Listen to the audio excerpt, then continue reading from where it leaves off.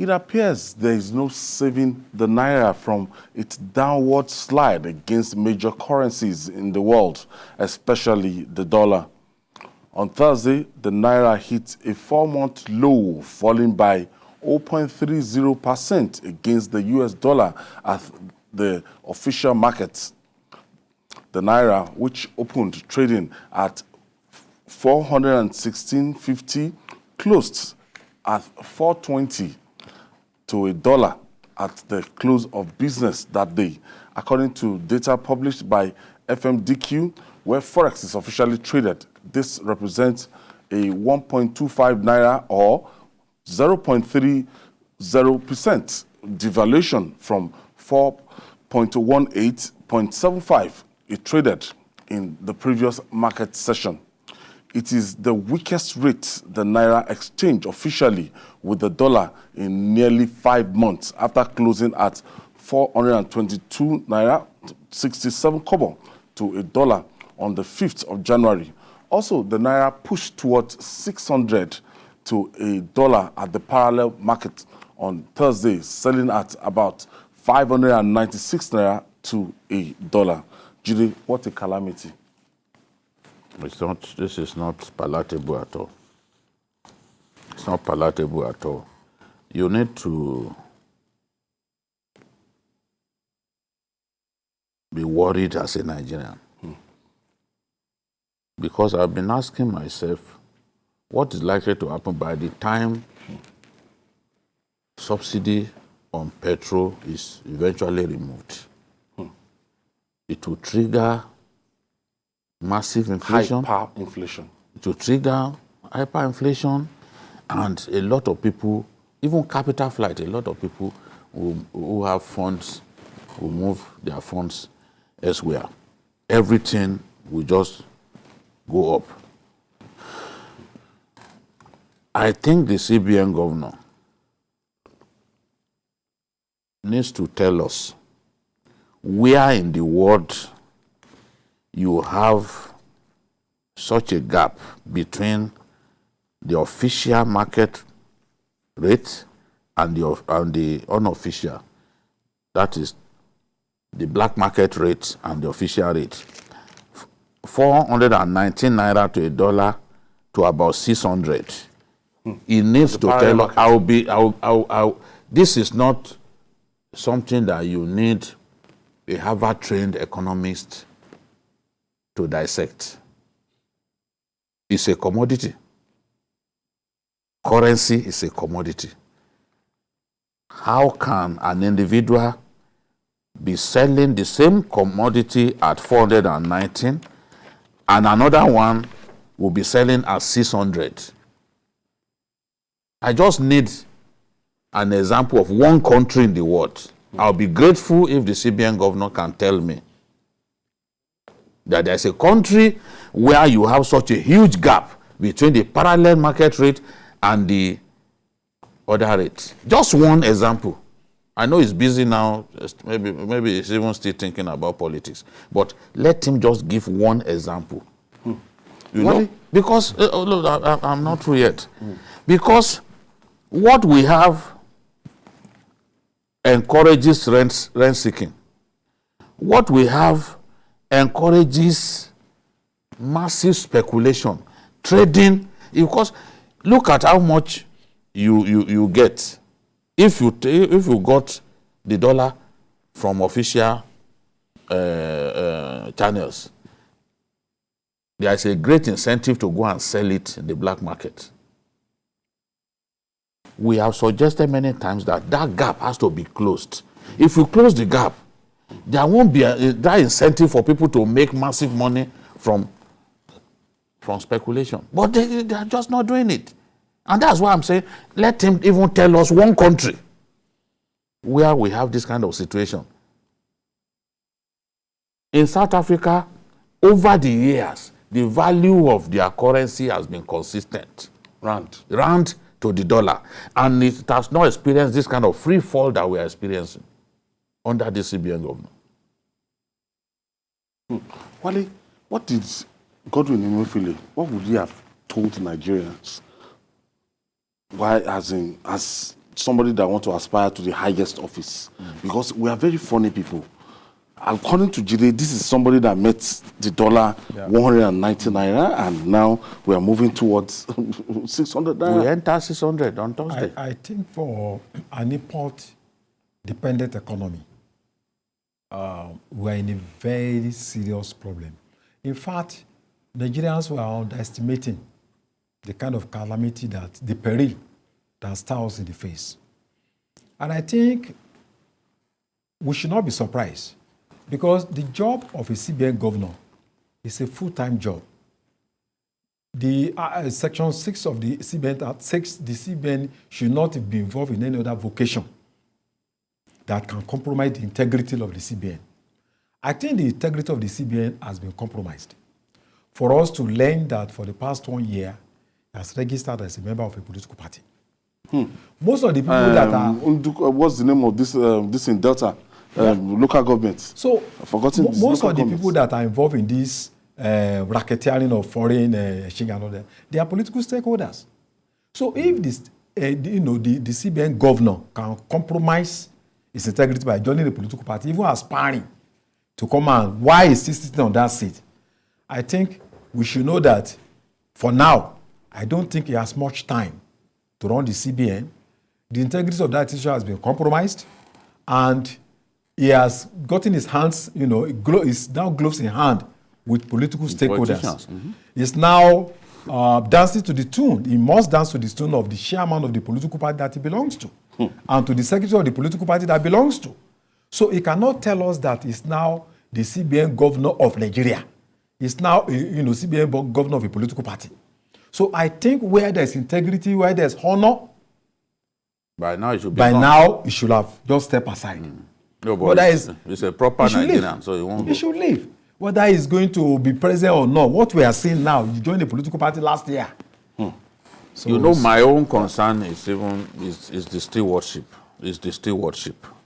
At what point, or what was the value of the naira compared to the dollar when you came in? Because if you cannot make change happen, if you cannot make progress happen, then what are you telling us? And the other day, the CBN governor wanted to fight somebody that they accused of speculating and all that, the Aboki FX man. But even after that, the naira has further plunged. Because you can't say that, somebody sat down somewhere and creating all these problems. Now, that person, out of fear, said, okay, I'm removing my hand. You just cannot show up the value of our currency. And I have real fears, honestly. I have real fears, because are we moving towards another Sri Lanka in our country? Another Venezuela. I wish that, Venezuela may look like an exaggeration. But at least there is a Sri Lanka first had this kind of problem before people got angry and all that. There's a step before you get to Venezuela, before you get to Zimbabwe. Where are we going? Where are we going? In Abuja, they sold it on Thursday, between 590 to 593. Where are we going? We are even in a political season whereby politicians, this is what they deploy is dollars for their transaction and everything. Of course. And the more dollar you have in your kitty, the more powerful you are. Yeah. Now, in some areas, Lagos and Abuja, the official the dollar is recognized as a kind of official exchange for any transaction. Some apartments are rented in dollars. The unfortunate thing is that under the current dispensation, the naira has become almost completely useless. The dignity of the naira is no longer there. And been stripped of its dignity. Even compare with West African countries, I was traveling across West Africa recently. Wow. Years back, you see the way people valued naira. These days, you just bring naira, CD, we just look at you and say, you can't compare them. Togolese francs, they are stronger than naira. Around the currencies around us what are we talking about? And you see, if you need naira for genuine business, you want to import, you won't get it. You have to go to the black market. I think if you need that dollar, you will not get it. So I think it's terrible. The problem is It's terrible. some can't wait because you need something for urgent business.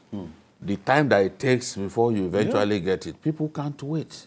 People can't wait, so they are forced, including business owners, people who are in the productive sector of the economy. They have to go to the black market. That's why it's seen as the rate that is most realistic. Because when you look at the number of people patronizing the Black markets. it's way higher than Yes. these other people. You don't even have access to this official rates. Yeah, how many people Where have will you get access to it? Where will you get And it? even some of those who have access to it, they still end up selling it Yes. over there. If you go to Some your of the bank, banks are if you want to complicit. travel and you go to your bank and you request They'll for be directing BTA, you to they won't one give you. malam. I know one shocking thing that the phone will be paid for by rice. So it means the whole anchor border process was already compromised. Because that looks like a kickback. There are people you are giving loans to now will now come and pay. Rice farmers. It's embarrassing. It's embarrassing. Okay, let's see.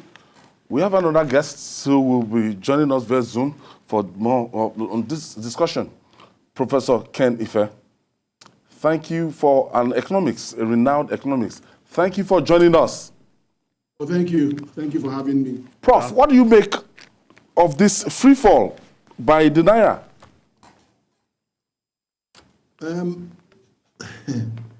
It's not the best situation to be in, but you can always help what you can't avoid. We have a two-tier foreign exchange system, and we have a managed float. The story is this. What foreign exchange is a matter for pricing. It's a price. Interest rate is a price.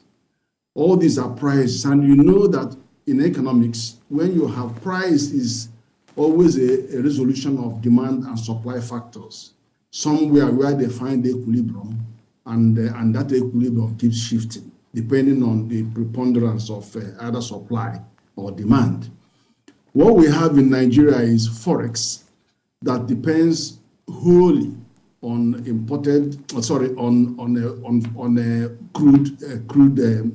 crude and gas export. So you will say that well in excess of 70% of the dollars that we get actually does come from export of crude and gas. But the funny thing is that is just one source of Forex. There are several other sources of Forex.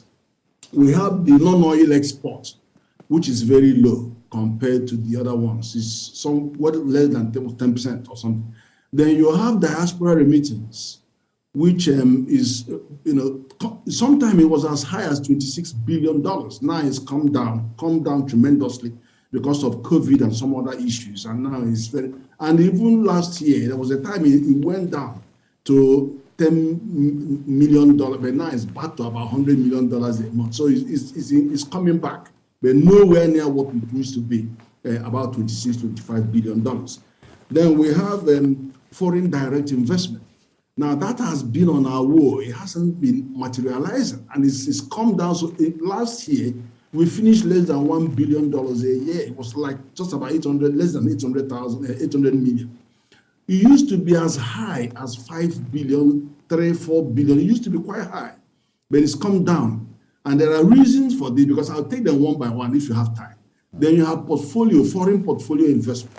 That one is very problematic because it comes and goes. Before you have body language or in the twinkle of an eye, it goes away.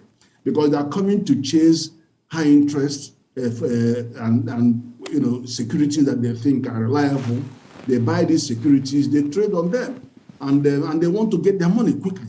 And then if you now have capital account controls, which delays them from taking their money as quickly as they wanted, then you run the risk that the rating agencies will come down on you like a ton of bricks. Remember in 2016-17, we had JP Morgan delisted Nigeria, and then also Barclays Bank did the same. And it was because we moved from devaluation, which couldn't help that much.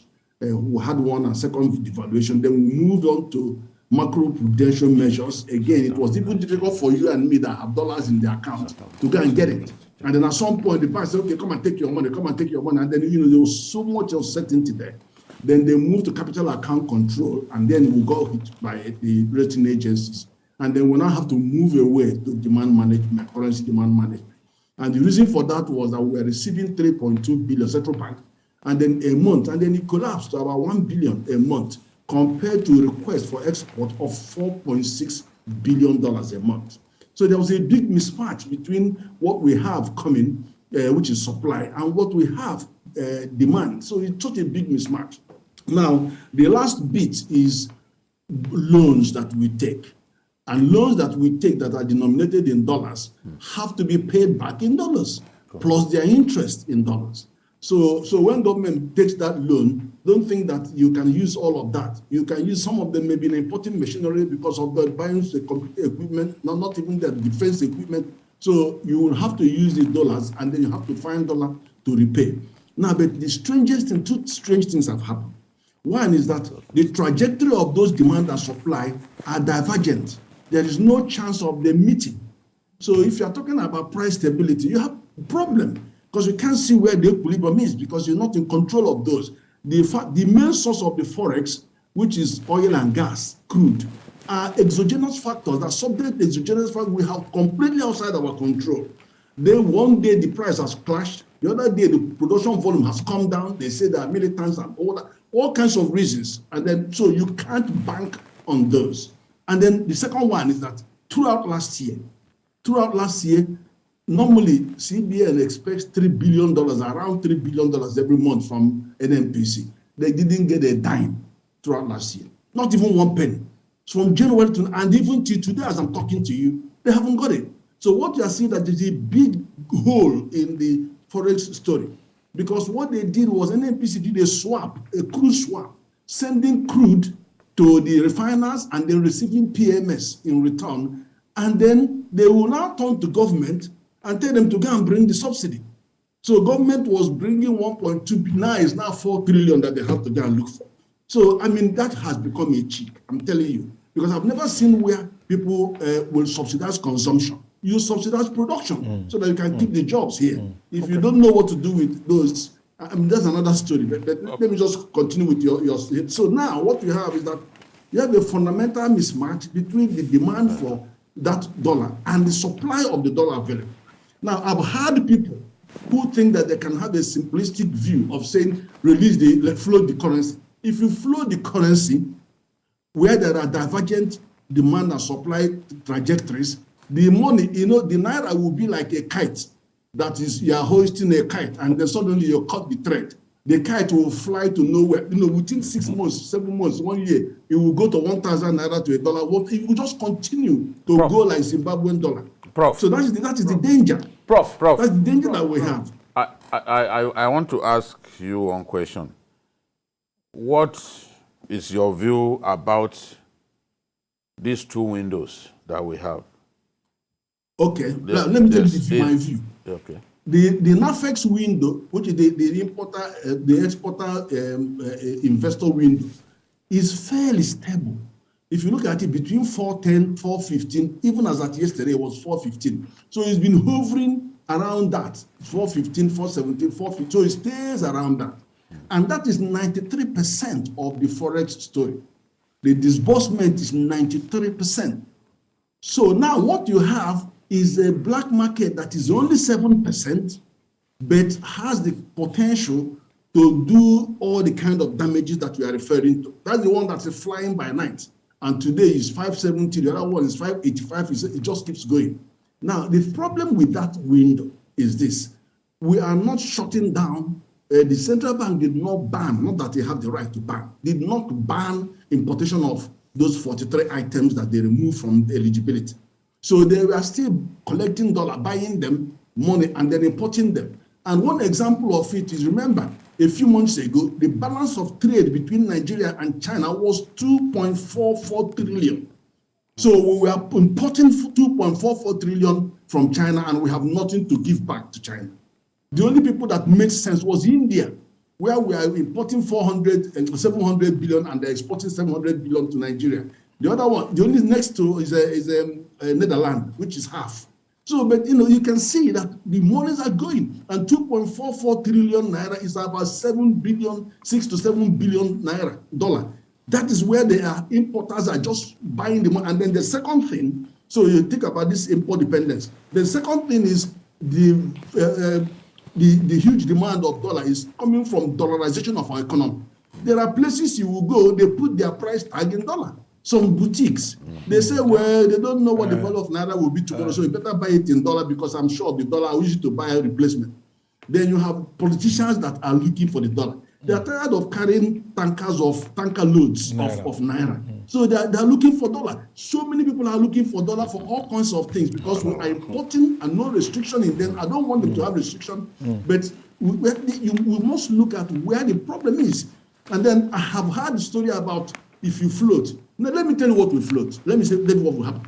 If 93% of your currency transaction is in the NAFEX window, then you have 7% on the other side. Obviously, the equilibrium price today can be not 415, not 475, but it may be somewhere around 480, 450, closer to the big one, which is the NAFEX window. But what happens is this: the moment that shifts, more people will come. More people outside the frame we are talking about today will jump in. Oh, that dollar is now cheaper. Everybody will come in. More people will come. So what will happen is the pressure on the dollar on the day will go again and force the money to move to 500. And then the following month, more people will come. More people that are not even in the scheme will now come in. Yes. So the thing will keep moving and shifting. Okay, Prof. And meanwhile, those who are already currently happy doing their business at 410 to 4115 will say, yes, Prof. We have to leave it there, Prof. So, Prof, thank you. Thank you very much, Prof. We have to bring you back another day. Yes. Thank you. Because it's an ongoing story. Yes. We only pray that by the time these politicians come around for their convention, the rates won't go sky high again. So some of them will need dollar to settle for the convention. Professor Ken Ife, a renowned economics, thank you for joining this Hangout on Sunday. Thank you for your time, Prof. Thank you. I'm sure you'll be back again.